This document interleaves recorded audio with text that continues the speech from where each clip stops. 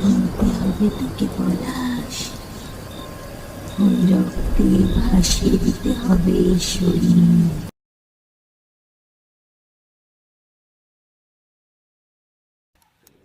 বাদল দিনের এক সন্ধেবেলায় বছর 18 পলাশ আখ ক্ষেতের এক কোণে বসে একা আখ খাচ্ছিল আর মনে মনে ভাবছিল সে দুপুরে ভাত খাওয়ার পর পিসির কোলে মাথা রেখে রেডিওতে শুনেছিল যে আগামী 48 ঘন্টার মধ্যে বজ্র বিদ্যুৎ সহ ভারী বৃষ্টির সম্ভাবনা রয়েছে, আর বৃষ্টির মধ্যে সে বাইরে কোথাও বেরোতে পারবে না, আর ঘরে কারেন্টও থাকবে না।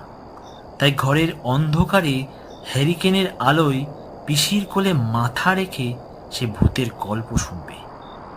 এটা ভেবে হাতে থাকা আখের খোসায় টান দিতে যাবে, ঠিক সেই সময় জমির আল বরাবর একটা চিৎকার শুনতে পেল। পলাশ, এই পলাশ, কোথায় রে তুই? তাড়াতাড়ি আয় পলাশ, এই পলাশ। সে ভালো করে তাকিয়ে দেখল তার পাড়ার বন্ধু চিন্ময় তার দিকে ছুটে আসছে। চিন্ময় হাঁপাতে হাঁপাতে পলাশকে বলে, সর্বনাশ হয়ে গেছে, তাড়াতাড়ি এক্ষুনি তোর বাড়িতে চল। এটা শুনে পলাশ বলে, কেন রে, কি হলো আবার? চিন্ময় পলাশের কাঁধে হাত রেখে বলে, তোর পিসি গলায় দড়ি দিয়েছে। এটা শুনে পলাশ নিজেকে বিশ্বাস করে উঠতে পারছিল না। সে চিন্ময়কে বলে, কে, কখন, আর কেনই বা পিসি গলায় দড়ি দিতে যাবে? এরপর ওরা দুজন ওখানে আর 1 মিনিটও না দাঁড়িয়ে বাড়ির দিকে এগিয়ে যায়। বাড়ির বাইরে তখন পাড়ার লোকের ভিড় জমেছে। সেই ভিড় টপকে পলাশ পিসির ঘরের দরজার সামনে এসে দাঁড়ায়। দরজার সামনে ঢুকতেই তার চোখের সামনে একজোড়া পা ঝুলছে।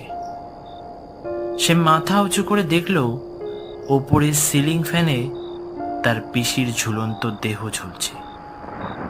শান্ত স্থির দুটো চোখ যেন তার দিকে চেয়ে আছে, আর দাঁত কপাটি থেকে জিভটা বেরিয়ে এসেছে। বাবা ও পাড়ার কাকুরা লাশটা নামিয়ে বিছানায় শুইয়ে দিল। পলাশ পিসির মাথার কাছে চুপটি করে বসল। সে শেষবার পিসির মুখটা দেখেছিল দুপুরে খেতে বসে। তার চোখ দিয়ে অবাধে অশ্রু ঝরছে। তার মনে পড়ছিল দুপুরে খেতে বসে জেঠিমা ভাত দিতে দিতে চিৎকার করে পিসিকে বলছিল, অপায়া মেয়ে ছেলে, 2 দিন হয়নি সংসার করতে পাঠিয়েছি, তার মধ্যে স্বামীটাকে খেয়ে ফেললি, আর এখন আমাদের সংসারে সুখ শান্তি খেতে এসছিস। পিসির বিয়ের 3 মাসের মধ্যেই এক অজানা রোগে পিসে মশাই মারা গেলেন। পিসি তার বাপের বাড়ি ছাড়া আর কোথাও যাওয়ার জায়গা নেই। এই সবে 3 দিন হয়েছে সেই বাড়িতে পা দিয়েছে। এর মধ্যেই তাকে নিয়ে যত অশান্তি শুরু হয়েছে। যে দাদা বৌদিদেরকে সে তার প্রাণের চেয়েও ভালোবেসেছে, আজ সেই দাদা বৌদিরা তাকে দুমুঠো খাওয়ার জন্য কথা শোনাচ্ছে। পিসিকে চলে যেতে দেখে পলাশও খাবার থালা ছেড়ে দিয়ে পিসির ঘরের দিকে এগিয়ে যায়। পিসির দরজায় ধাক্কা দিতে দিতে পলাশ বলে, ও পিসি, পিসি খোলো না দরজাটা, তুমি যে খাইয়ে না দিলে আমার যে খাওয়া হবে না। অসহায় ছেলেটার কথা ফেলতে পারে না পিসি। জন্মের পর থেকে মা হারা ছেলেটাকে জেঠিমাদের কিলচর থাপ্পড়ে তার দিন কেটেছে। তাই পলাশের মুখের দিকে চেয়ে পিসি দরজাটা খোলে। একথা ভাবতে ভাবতে পিসির ঠান্ডা দেহে হাত রাখে পলাশ। ঠিক তখনই একটা কান্নার সুরে তার কানে কানে বলে, আমাকে মেরে ফেললো পলাশ, ওরা আমাকে মেরে ফেললো। একথা শুনে পলাশ কেমন যেন ঘরের এদিক ওদিক তাকাচ্ছিল, কিন্তু নিজেকে বিশ্বাস করে উঠতে পারছিল না। হঠাৎ করে সে আবারও শুনতে পেল, প্রতিশোধ নিবি না, নিবি না পলাশ, বল নিবি না প্রতিশোধ? প্রতিশোধ? স্পষ্ট শুনতে পেল পিসির গলা, কিন্তু পিসি তো মারা গেছে। তবে সে আর ভাবতে পারল না। এক ছুট দিয়ে বাড়ির উঠান পেরিয়ে পুকুর পাড়ে এসে দাঁড়ালো। গুড়ি গুড়ি বৃষ্টি পড়ছে তখন। হালকা বৃষ্টির মাঝে সে পুকুর পাড়ে চুপচাপ বসে রইল। হঠাৎ পুকুরে জলে কার যেন মুখ ভেসে উঠল। সাদা থান পড়া এক অসহায় নারীর মূর্তি। চোখ দুটো লাল টক টক করছে। মৃত্যু যন্ত্রণা যেন বেরিয়ে আসছে তার দু চোখ দিয়ে। পলাশের পাশে সে চুপচাপ বসে আছে, কিন্তু জল থেকে চোখ সরাতেই পলাশ আর কাউকে কোথাও দেখতে পেল না। বল হরি হরি বল, বল হরি হরি বল, বল হরি হরি বল, বল হরি হরি বল। ওই দূর থেকে হরিধ্বনি ভেসে আসছে। সবাই মিলে পিসিকে শ্মশানে নিয়ে যাচ্ছে। এটা দেখে পলাশ উঠে দাঁড়ায়। ঠিক তখনই তার কাঁধে একটা ঠান্ডা হাতের স্পর্শ পায়। ঘাড়ের উপর মাথা রেখে এক নারী মূর্তি বলে, প্রতিশোধ নিতে হবে তোকে পলাশ। ওই রক্তে ভাসিয়ে দিতে হবে এই শরীর। প্রতিশোধ।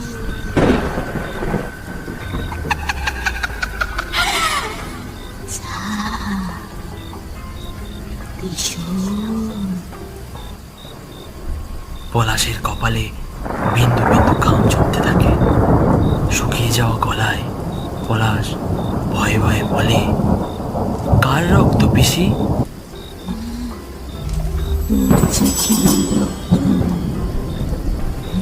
মৃত্যুর জন্য ওই দায়, ওই দায়। পলাশ মুখ ঘুরিয়ে তাকাতে যাবে, অমনি সেই নারী মূর্তিটি কোথায় যেন মিলিয়ে গেল। হঠাৎ করে বাতাসের বেগ যেন বেড়ে যায়। চুপচাপ বৃষ্টির ভিতরে পুকুর পাড়ে দাঁড়িয়ে থাকে পলাশ। এই শেষ কিছু ঘন্টায় তার সাথে কত কি না ঘটল, কিন্তু প্রতিশোধ, এই প্রতিশোধ কি করে নেবে সে? এ কথা ভাবতে ভাবতে হঠাৎ করে পলাশ বাড়ির উঠানের দিকে এগিয়ে যায়। বাড়ির উঠানের সামনে দাঁড়িয়ে সে দেখল বাড়ির সামনের রাস্তা ধরে খই ছড়িয়ে রয়েছে। এদিকে প্রবল বৃষ্টি হচ্ছে বলে পিসির লাশটা শ্মশানের মন্দিরের সামনে রেখে গ্রামের লোকেরা শ্মশানের ছাউনির নিচে দাঁড়িয়ে বৃষ্টি থামার অপেক্ষা করছে। আর পলাশের জ্যাঠামশাই পিসির লাশের পাশে চুপচাপ দাঁড়িয়ে আছে। পলাশের জ্যাঠা পিসির লাশের পাশে দাঁড়িয়ে মন্দিরের দিকে তাকিয়েছিল। হঠাৎ করে তার কাঁধে একটা ঠান্ডা হাতের ছোঁয়া পায়। মাথা ঘুরিয়ে পলাশের জ্যাঠা দেখতেই অবাক হয়ে যায়। পলাশের জ্যাঠা দেখল বোনের সেই ভয়ানক রাগান্বিত চেহারার একটা ছায়া মূর্তি তার সামনে দাঁড়িয়ে আছে।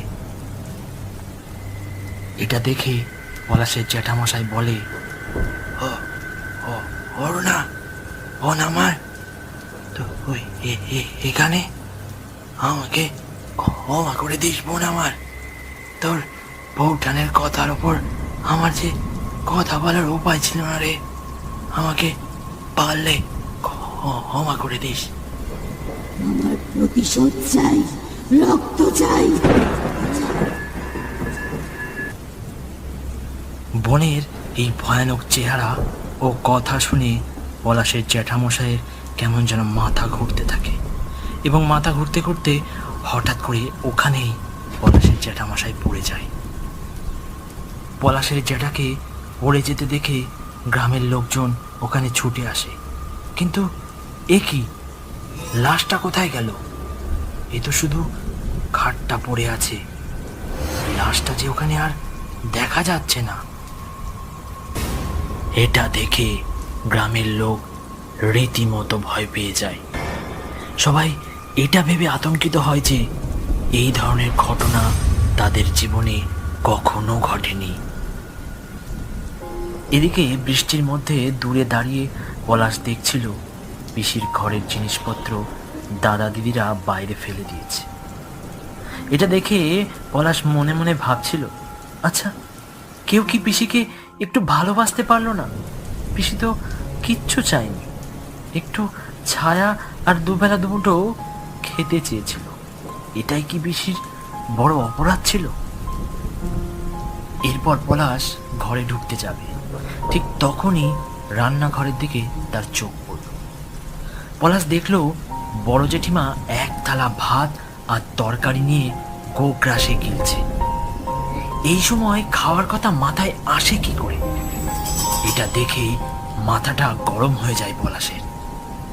ঠিক তখনই কে যেন কানে কানে বলে, পলাশ, এই পলাশ, সরা চাই, রক্ত চাই।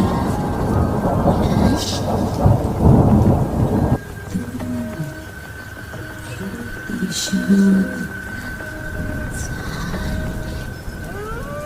চোখ দুটো লাল টকটকে হয়ে যায় পলাশের।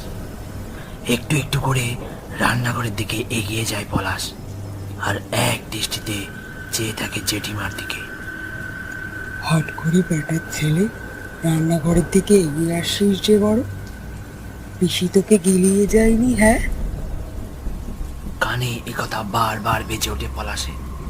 কোনো কথা তার মাথায় ঢোকে না। চুপচাপ রান্নাঘরের মিটকেসের পাশ থেকে বটিটা তুলে নেয় সে। জেঠিমা কিছু বলার আগেই পলাশ এক কোপে ধর থেকে মাথাটা আলাদা করে দেয়। কাটা মুন্ডুটা রান্নাঘরের এক কোণে এসে পড়ে। সারা গায়ে রক্ত ছিটে পড়ে পলাশের। এই যেন রক্ত স্নান। সে গর্জন করে বলে, পিসি, পিসি, আমি পেরেছি, আমি পেরেছি তোমার মৃত্যুর প্রতিশোধ নিতে। আমি পেরেছি পিসি, আমি পেরেছি। সেদিন কালবৈশাখী রাত ছিল। ঝোড়ো হাওয়া আর বৃষ্টির ডাক অনবরত লেগেই চলছে। বাবার শরীর কদিন ধরে খারাপ, তার উপর এই মুষলধারে বৃষ্টি। ওই জন্য আমি একদিন এই চায়ের দোকান খুলছি। একদিন মুষলধারে বৃষ্টি আর ঝোড়ো হাওয়ার জন্য দোকানে তেমন লোকজন হচ্ছিল না, অবশ্য একমাত্র আমার বন্ধু পলাশ ছাড়া। একদিন দোকান বন্ধ করার পর আমার বন্ধু পলাশ আর আমি একসাথে গল্প করতে করতে বাড়িতে যাচ্ছিলাম। কিন্তু আজ আমার দোকান বন্ধ করতে একটু লেট হচ্ছে। এটা দেখে পলাশ আমাকে বলে, হ্যাঁ রে রমেশ, তোর কি আজ দোকান বন্ধ করতে লেট হবে?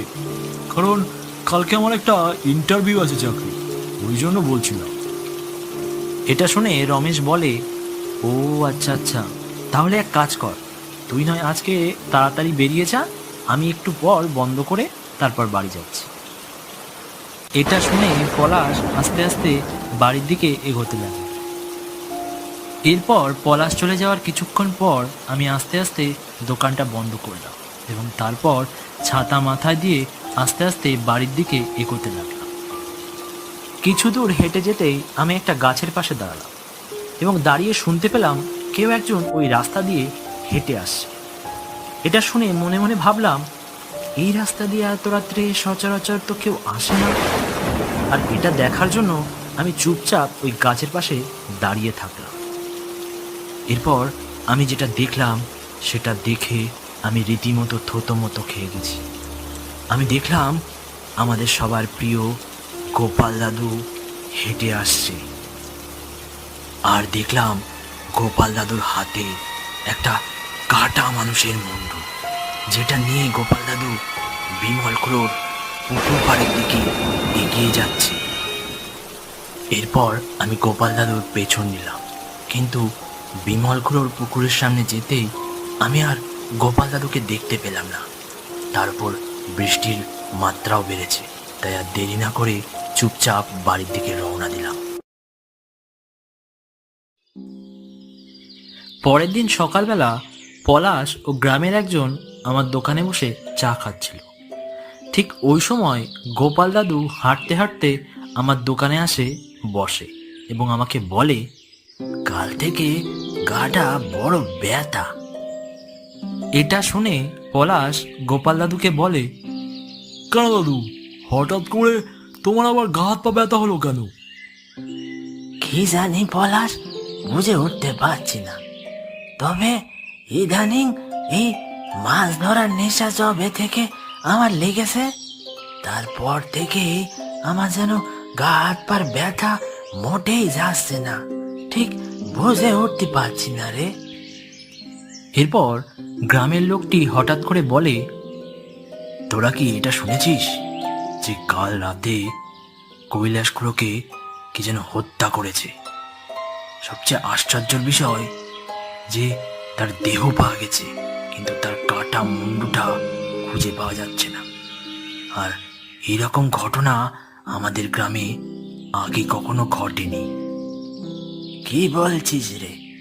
কাল তো কৈলাস খুড়ো আমার সাথেই মাছ ধরতে গেছিল। অবশ্য বৃষ্টি আসছিল দেখে আমি তাড়াতাড়ি বাড়ি চলে আসি, কিন্তু এরকম ঘটনা ওর সাথে কেই বা করলো? এ তো খুব ভয়ানক ঘটনা দেখছি। এরপর গ্রামের লোকটি বলে, ভাবলাম আজ রাতে বিমল খুড়োর পুকুরটাতে মাছ ধরতে যাব, কিন্তু গ্রামের এই ভয়ানক ঘটনা শুনে আমার আর সাহস হচ্ছে না। বাহ, তোর আজকে মাছ ধরতে যেতে ইচ্ছা করছিল? আমারও না বড্ড ইচ্ছা করছিল। তাহলে এক কাজ করি, আমি রাতের বেলা ছিপ নিয়ে তোর বাড়িতে গিয়ে তোকে ডাক দেব। তারপর না হয় আমরা দুজন মিলে বিমল খুড়োর পুকুরে গিয়ে মাছ ধরবো। এরপর গ্রামের ওই লোকটি ও গোপাল দাদু নিজেদের ভিতরে কথা শেষ করে যে যার মতন বাড়ির দিকে রওনা দিল। গ্রামের ওই লোকটি ও গোপাল দাদু চলে যাওয়ার সাথে সাথে রমেশ পলাশকে বলে, জানিস পলাশ, কৈলাস খুড়োকে আর কেউ নয়, আমাদের গোপাল দাদুই খুন করেছে। কি সব উল্টো পাল্টা বকছিস? মাথা মাথা কি তোর খারাপ হয়ে গেছে? গোপাল দাদু কেন আবার কৈলাস খুড়োকে খুন করতে যাবে? তুই ঠিক আছিস তো? না রে, আমি ঠিকই বলছি। কাল যখন তুই চলে গেলি, তারপর আমি দোকান বন্ধ করে বাড়ির দিকে যাচ্ছিলাম। ঠিক ওই সময় আমি দেখি গোপাল দাদু কৈলাস খুড়োর কাটা মুন্ডুটা নিয়ে বিমল খুড়োর পুকুরের দিকে হেঁটে যাচ্ছিল। কি সব উল্টো পাল্টা বকছিস? আমি তো বিশ্বাসই করে উঠতে পারছি না যে গোপাল দাদু এই কাজ করতে পারে। তুই হয়তো অন্য কাউকে দেখেছিস। আমি জানতাম তুই বিশ্বাস করবি না। তাহলে এক কাজ কর, আজ রাতে তাড়াতাড়ি দোকান বন্ধ করব, তারপর আমরা গোপাল দাদুর বাড়িতে লুকিয়ে থাকব এবং দেখব যে গোপাল দাদু রাতে কি করে। ঠিক আছে, তাই হোক। এরপর রাত হলে পলাশ ও রমেশ তাড়াতাড়ি দোকান বন্ধ করে গোপাল দাদুর বাড়িতে যায় এবং গোপাল দাদুর বাড়ির পাশে একটা গাছের পেছনে লুকিয়ে থাকে। অপেক্ষা করতে থাকে কখন গোপাল দাদু বাড়ি থেকে বেরোয়। বৃষ্টির মধ্যে বেশ খানিকক্ষণ অপেক্ষা করার পর পলাশ রমেশকে বলে, হ্যাঁ রমেশ, তুই যে বললি দাদু মাছ ধরতে যাবে, কই এখনো তো দাদু বেরোলো না। এ কথা শেষ করতে না করতেই ওরা দেখতে পেল একটা কালো রঙের ছায়া আস্তে আস্তে গোপাল দাদুর জানলার সামনে এসে দাঁড়ালো এবং অদ্ভুত গলায় গোপাল দাদুকে ডাক দিয়ে বলছে, এই গোপাল, গোপাল, মাছ ধরতে যাবি না? আমি তো এসে গেছি, আয় আয়, বাইরে আয়। এরপর ওরা দেখল গোপাল দাদু ঘর থেকে বাইরে আসে। গোপাল দাদু ঘর থেকে বাইরে আসতেই ওই কালো রঙের ছায়াটি গোপাল দাদুর মধ্যে প্রবেশ করে। গোপাল দাদুর মধ্যে প্রবেশ করতেই গোপাল দাদুর চোখ মুখ কেমন যেন লাল টকটকে হয়ে গেল। এরপর গোপাল দাদু ওখানে আর না দাঁড়িয়ে চুপচাপ ওই শ্যামল বাবুর বাড়ির দিকে আস্তে আস্তে এগোতে লাগলো। এটা দেখে পলাশ ও রমেশ গোপাল দাদুর পেছন পেছন যেতে আরম্ভ করে। শ্যামল খুড়োর বাড়ির সামনে যেতেই পলাশ ও রমেশ দুজনের কাউকে দেখতে পায় না। ওদেরকে না দেখতে পেয়ে রমেশ ও পলাশ বুঝতে পারে যে গোপাল দাদু শ্যামল ক্রোকে নিয়ে ওই পুকুর পাড়ের দিকেই গেছে। তাই ওরা ওখানে আর না দাঁড়িয়ে ওই পুকুর পাড়ের দিকে এগিয়ে যায়। এদিকে গোপাল দাদু ও শ্যামল খুড়ো পুকুরের একধারে বসে মাছ ধরতে আরম্ভ করে। কিন্তু গোপাল দাদুর চোখে মুখে এক ভয়ঙ্কর ছাপ ফুটে উঠছিল। এরপর মাছ ধরতে ধরতে হঠাৎ করে পুকুরের মাঝখান থেকে শ্যামল খুড়োর ছিপ ধরে কে যেন টানে এবং তা সামলাতে গিয়ে শ্যামল খুড়ো পুকুরের মাঝখানে পড়ে যায়। পুকুরের মাঝখানে পড়তেই শ্যামল খুড়ো একটু ভয় পেয়ে যায় এবং ভয়ে গোপাল দাদুকে বলে, বাঁচাও গোপাল দাদু, আমি যে ডুবে গেলাম, গোপাল দাদু বাঁচাও, আমাকে বাঁচাও। এটা শুনে গোপাল দাদু অট্ট হাসি দিয়ে বলে,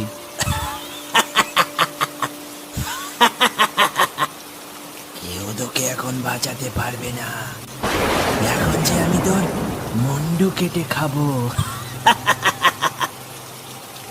এটা শুনে শ্যামল খুড়ো বলে, কি সব বলছো গোপাল দাদু, তুমি এইভাবে কথা বলছো কেন গোপাল দাদু?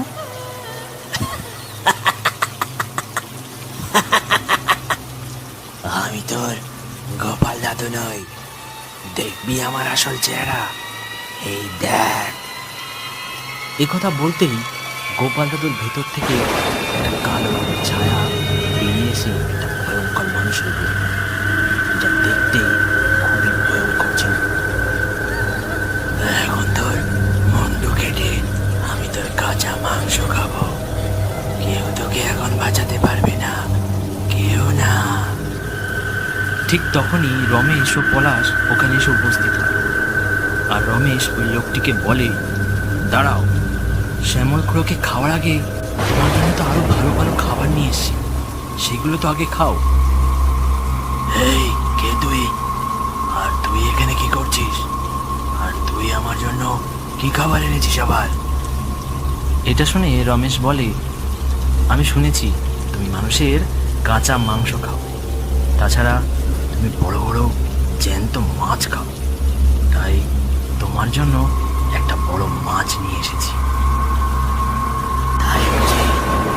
বাবা, মাছ যে আমার বড় সুস্বাদু খাবার, শিগগিরই দে, আজ তাহলে মাছ খেয়েই তোর ঘাড়টা মুটকে খাবো, শিগগিরই দে। এরপর ওই ভয়ঙ্কর লোকটি রমেশের হাত থেকে মাছটা নিয়ে টুপ করে খেয়ে ফেলে। আর খাওয়ার সাথে সাথেই ওই ভয়ঙ্কর লোকটির গায়ে আচমকা আগুন ধরে যায় এবং চিৎকার করে বাঁচাও বাঁচাও বলতে থাকে। আমার হাত পা চলে যাচ্ছে কেন? বাঁচাও, বাঁচাও, আমাকে বাঁচাও। এরপর ওই ভয়ঙ্কর লোকটি মাছটা খাওয়ার সাথে সাথেই ওখানেই ভস্ম হয়ে যায়। তারপর পলাশ ও রমেশ শ্যামল খুড়োকে, গোপাল দাদুকে ওখান থেকে বাঁচায় এবং ওরা সবাই রমেশের মুখ থেকে জানতে পারে যে রমেশ আগে থেকেই গ্রামের একজন তান্ত্রিকের কাছ থেকে ওই জাদুই মাছটি এনেছিল, যেটা খাওয়ার সাথে সাথেই ওই ভয়ঙ্কর মানুষটি ওখানেই মারা যায় এবং সবাই ওই ভয়ঙ্কর মানুষটির হাত থেকে রক্ষা পায়। তো বন্ধুরা, কেমন লাগলো আজকের গল্প? ভালো লাগলে অবশ্যই লাইক, কমেন্ট, শেয়ার করতে ভুলবে না।